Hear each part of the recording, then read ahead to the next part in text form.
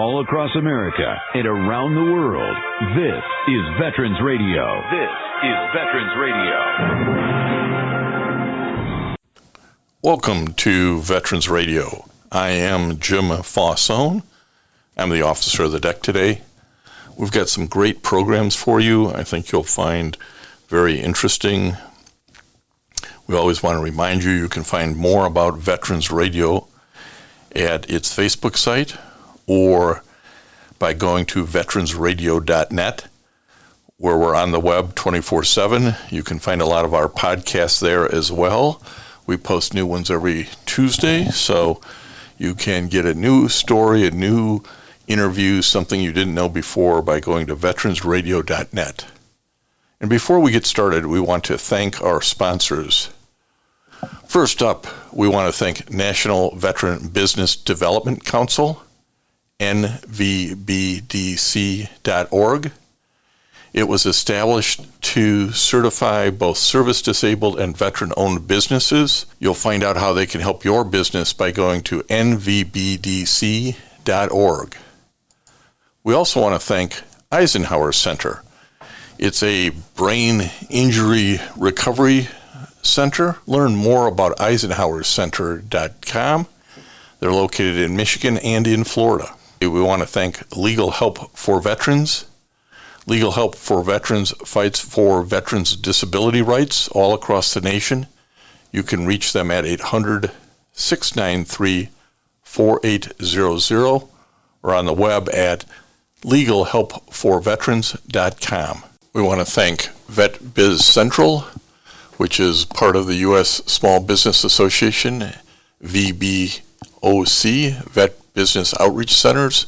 Vet Biz Central covers Michigan, Indiana, and Ohio, and can be reached at vetbizcentral.org. Let's move on to our programs. We want to welcome to Veterans Radio today Randall A. Liberty. Randy, welcome to Veterans Radio. Oh, thank you. It's great to be with you. Well, let me set this up for our Veteran Radio listeners. Randy Liberty is a retired Command Sgt. Major. He spent about 24 years in the Army and the Army Reserves from about 1982 to 2006.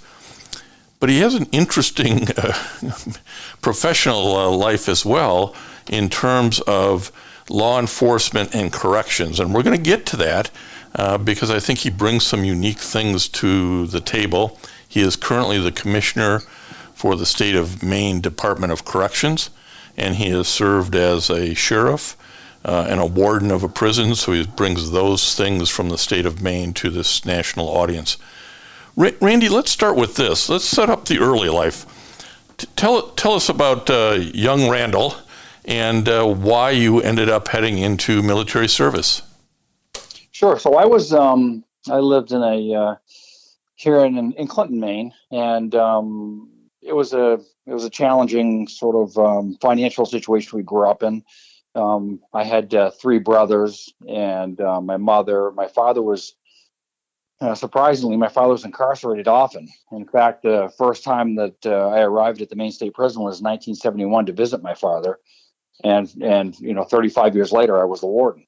So pretty interesting journey, and that prison actually is the inspiration for Shawshank, Stephen King here in Maine, and so difficult times. Dad incarcerated, not much money, welfare, free hot lunch, surplus food, all of that. We were raised in a mobile home that after 8 years, we sold it for $1,000. So you can imagine the kind of environment that we lived in.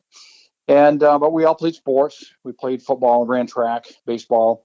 And I think that we had whatever success we had was a result of hardworking, mother of integrity, read to us a lot. And then the coaches that coached us, positive male role models. And that's kind of how we navigated. My brother was a year ahead of me, and he graduated in 1981. And his way out was to join the Army and get away and make a better life for himself. And he did.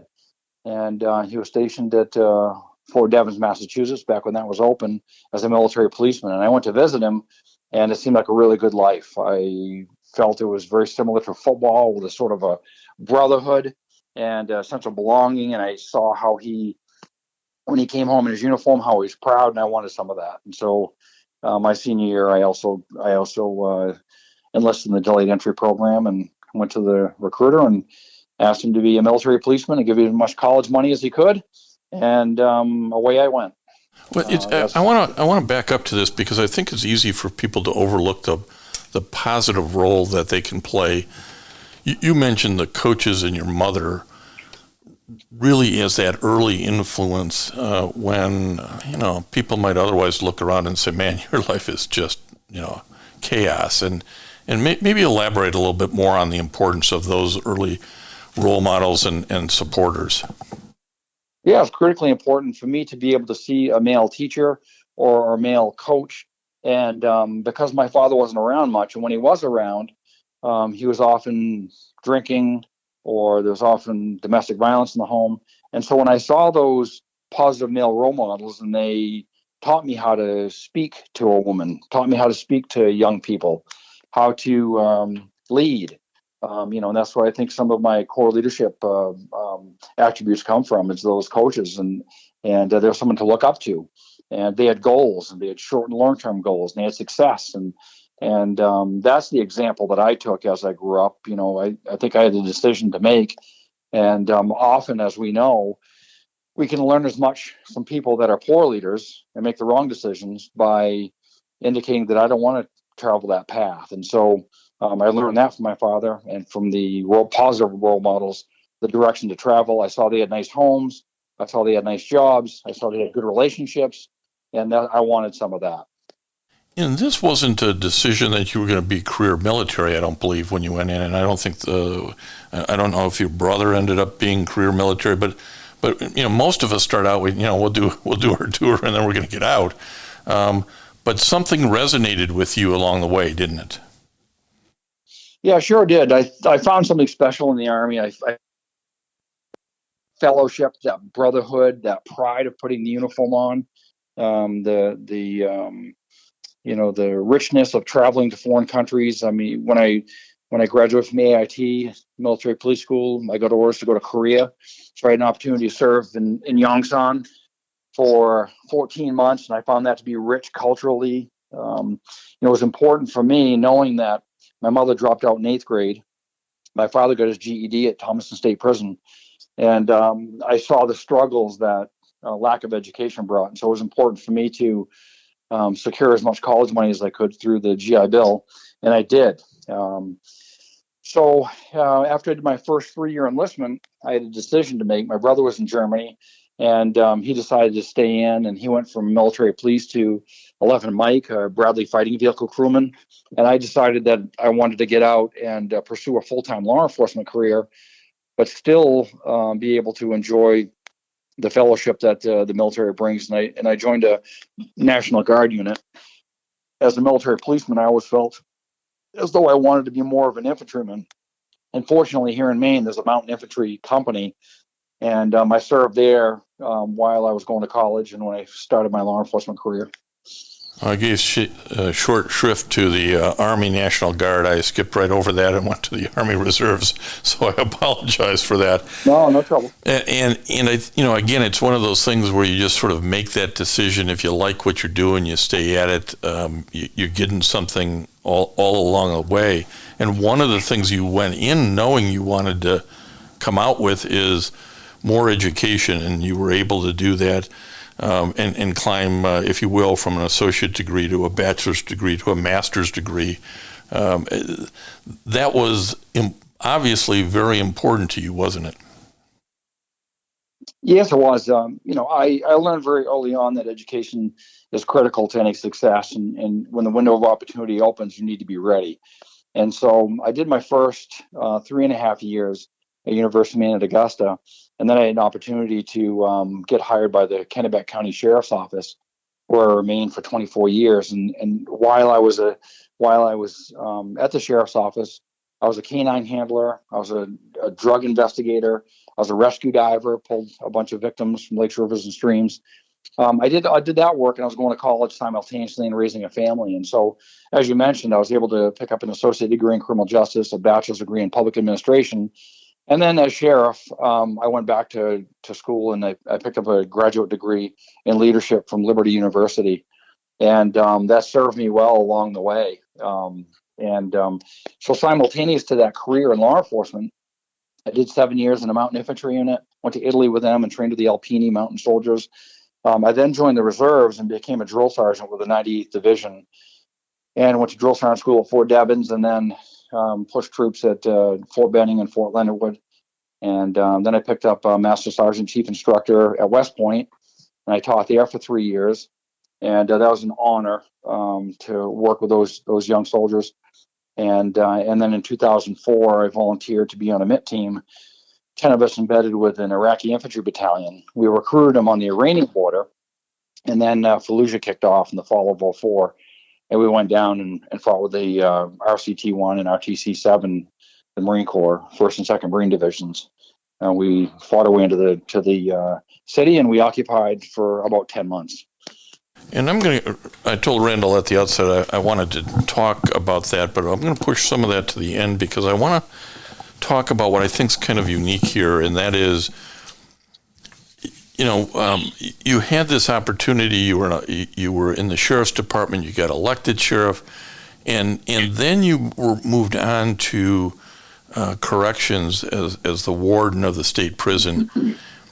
Talk to us why that change in direction, maybe a little bit, and how the things you'd learned in service kind of came to bear as well. Yeah, so for me, I had done 26 years at the Kennebec County Sheriff's Office. I was the chief for 5, and I was the elected sheriff for 9. When I left for Iraq in 2004, I truly didn't understand the impact of war. I'd been in the Army system for 23 years, but you don't know until you know. And the fighting in Fallujah, a lot of casualties, and I saw a lot of sacrifice in the city.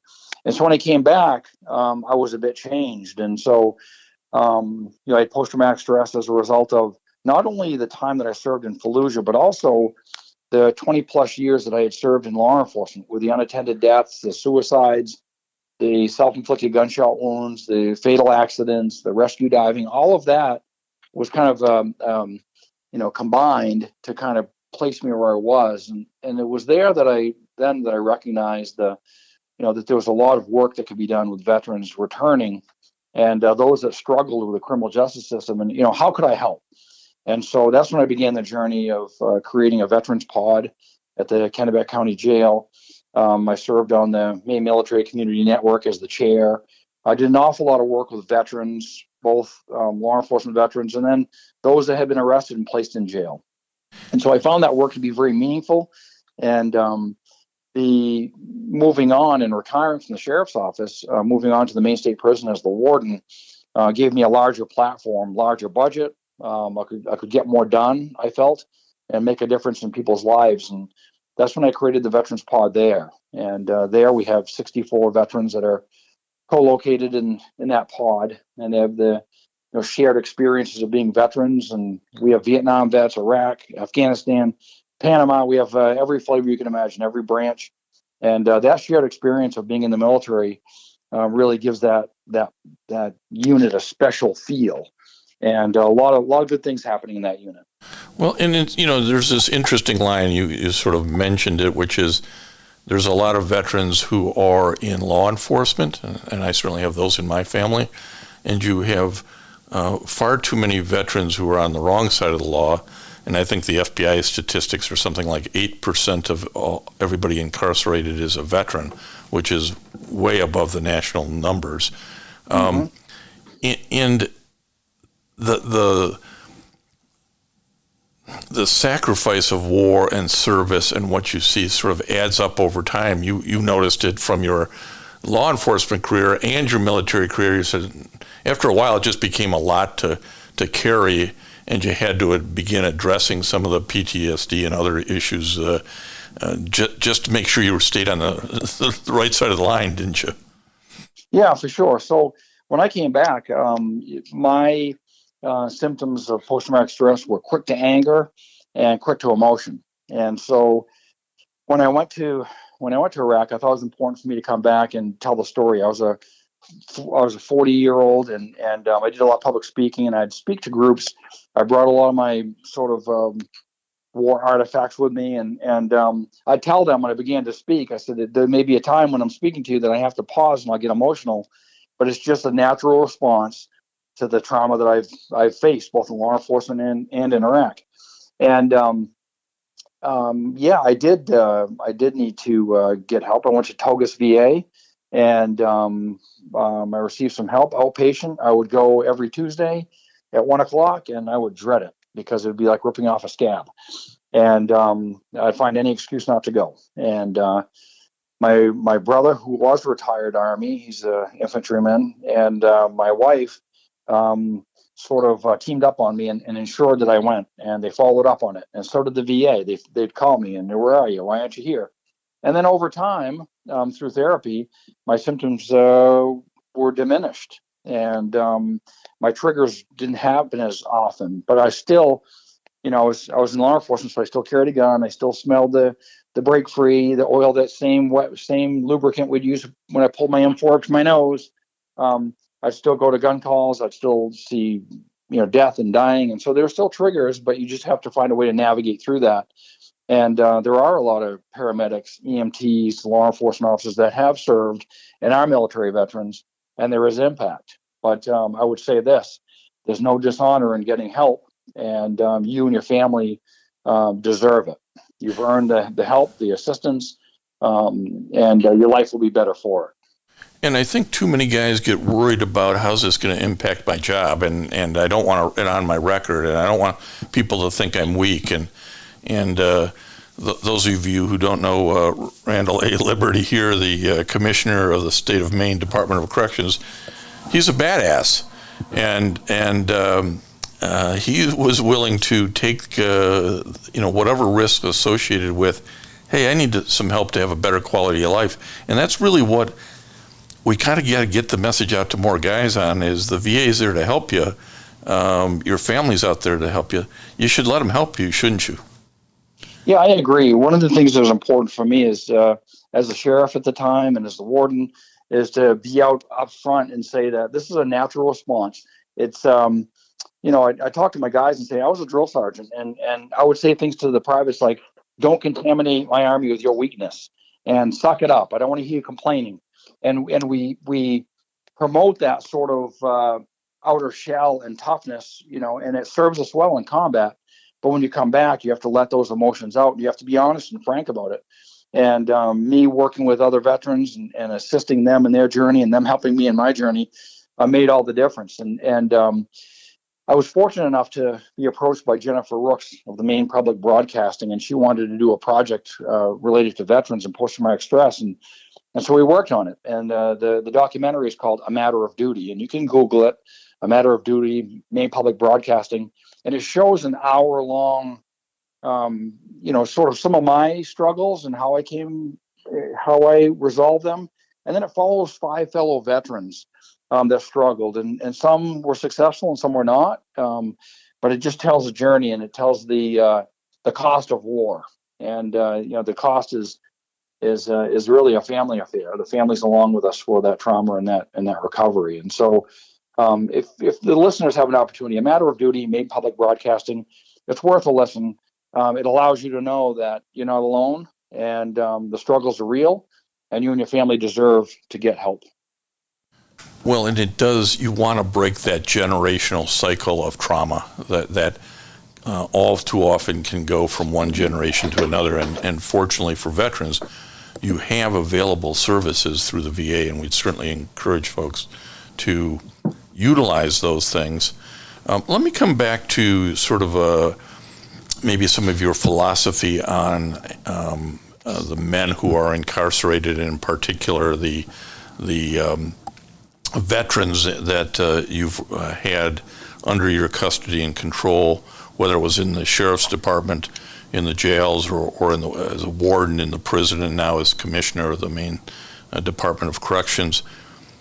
As you look at these men, talk to us a little bit about your philosophy on how to deal with them during the time that, again, they're sort of under your custody and control, because you've done some unique things. Yes, my primary philosophy with anyone in corrections is about redemption. I believe in redemption. I believe that all of us at one time or another ask for forgiveness. And I believe we can all be born again and we can move on to another chapter. And with the veterans that have been in my care, when I speak to them, it's important for me to talk to them and say, I understand, because I've been there too. And I very easily could have been arrested or caught or made a judgment call with anger management issues, domestic violence issues, self-medicating. We're all very close to that and how we deal with post-traumatic stress and the trauma of service sometimes. So my philosophy is you laid it out there for us. You dedicated X amount of time and years and efforts and sacrifice. It's my duty upon return to assist you in your transition back. And so that's what I don't judge. I assist them where I can assist them. I tell them that I too had struggles, but I worked my way out of it, and I'm here to help you. And so we don't leave anyone behind, no man left behind, regardless. And so that's the philosophy I've taken with the Veterans Pod, with the veterans transitioning back, with veterans that don't have law enforcement issues and are coming off active duty. I spend a considerable amount of effort working with the Department of Labor to recruit them and welcome them to the Sheriff's Office and welcome them to the Maine State Prison and the Maine Department of Corrections, letting them know that they have a home and they have a job, period. And we're an environment where we're veteran friendly, and you'll see rank structure and chain of command and all those things that you're accustomed to. The Maine Department of Corrections is hiring veterans, and we do all the time. And you really also have a sort of adapted programming that is impactful for these guys, and there's 3 or 4 different types of programs. Why don't you start with the gardens that you've adapted as a program? Yeah, so one of the things that I enjoy doing is gardening, and I'm a master gardener. And one of my philosophies in corrections is try to do things low cost, no cost. Tax dollars should be held sacred, and when I take that dollar from that 80-year-old widow, I want to make sure that I use that dollar very efficiently and I use it well. So what I've done is we collaborated with the University of Maine Cooperative Extension, and we've now certified 60 of our residents, 60 of our inmates to become master gardeners. All of the area at the Maine State Prison and other of my facilities, we've tilled up all the land. We've composted all the organics coming out of the kitchen. And at the Maine State Prison, we feed 3,000 meals a day. And prior to my arrival, all of the leftover organics were being thrown out the back and brought to a landfill. We started the organic composting process. Now all of that is rotated back in the soil. And last year, I think we did 30,000 pounds of food inside the prison walls with those master gardeners, collaborating with greenhouses on the outside and doing low-cost, no-cost efforts. They provide a limitless salad bar to their fellow residents and to the staff that are working there. Fresh vegetables that are grown and picked this morning, and they're on the salad bar tonight. So those kinds of things have been therapeutic for individuals to nurture a seed to a transplant that into the ground, and then grow tomatoes, cucumbers, radishes, beans. All of that has really worked well. One of the things we've certainly talked about on Veterans Radio before, and we're talking to Randy Liberty now, a Command Sgt Major retired, has been in law enforcement for his professional career. But one of the things we've talked about, Randy, over the years is the importance of having a purpose and feeling good about what you're doing. And I think a lot of guys transition, they sort of feel they lost the purpose when they get out of service. Maybe they head in a direction that they're not very proud of. And a program like this really gives them purpose and something to be proud about, doesn't it? Yeah, I'm glad you brought up purpose, because we all need a reason to get out of bed and feel good about ourselves. And so one of my core philosophies is purpose-driven incarceration. When you arrive, we need to identify what exactly brought you there, and we need to get busy on fixing that. If it's post-traumatic stress, we need to get you treatment. If it's substance use disorder, we need to get you help and programming that way. And so one of the things I do in the Veterans Pod is we partner with the America Vet Dogs. the American Vet Dog Organization produces service dogs for disabled veterans. What we've done is we have eight labs that are in our facility in the Veterans Pod, and they're trained for about 14 months. We certify veterans to become canine trainers, and they train those dogs to be released into the community with veterans. And so they have a real sense of purpose, still giving back to fellow veterans. And that's worked very, very well. We've done 3 cycles of those. The guys are very proud of the work that they've done for fellow vets. Well, and it really gives you, that purpose, and certainly in dealing with training dogs. Anybody who's a dog lover knows you get this unconditional bond and love from the animal. So it's good all the way around. And I'll do a little promo for a friend of Randy's here and mine, which is Craig Grossi. Craig is the author of, you may know him from the book Craig and Fred, about Fred, the dog he snuck out of Afghanistan during his tour.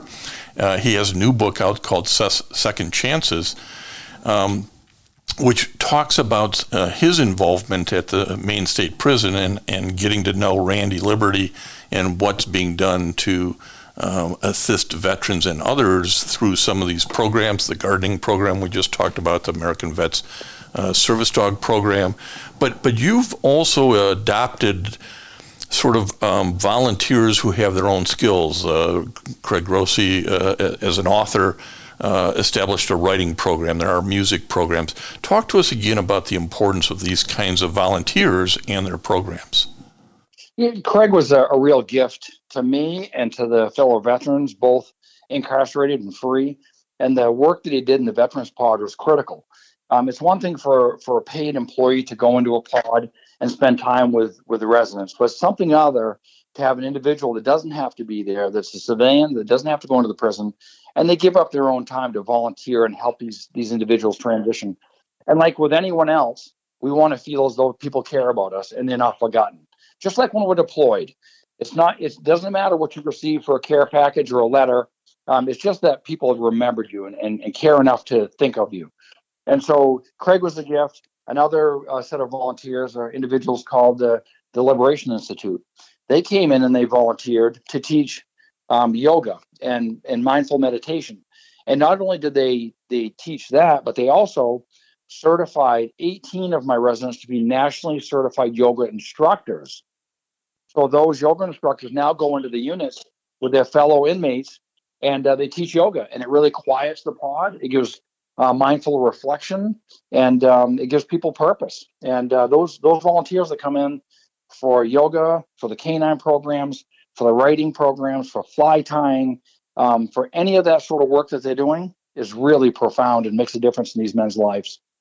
I think it's easy for most of us just not to even think about the guys who are incarcerated. And maybe we'll think a little bit about them if they're veterans and go, geez, that's just too bad that, they have a mental health issue or a substance abuse issue.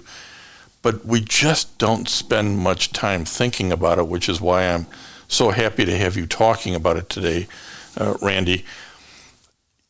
How do people get themselves maybe enough courage or enough interest to say, maybe there's somewhere local I could reach out and help?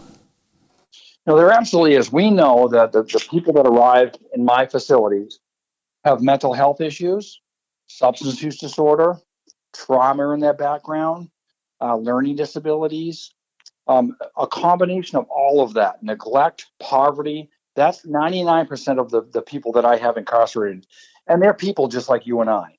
And if you think about this, if you impact that young woman or the young male that's incarcerated, and you can help them pivot to be a successful citizen, you make a difference not only in their lives, but in their parents' lives and in their children's lives. So if I'm working with a young lady and she has 3 children, and the grandmother who's 70 is watching the children, I make a big difference if we can get her on the right path, getting her the right treatment, getting a good vocation, and helping them. You help a lot of folks, and it makes a big difference. Well, and I do think there are folks out there who are able, ready, willing to help, and they just kind of need that nudge. And hopefully this discussion will nudge them in that direction. Certainly if you read Second Chances by Craig Rossi, it'll really nudge you in the direction of the value of the time that you devote.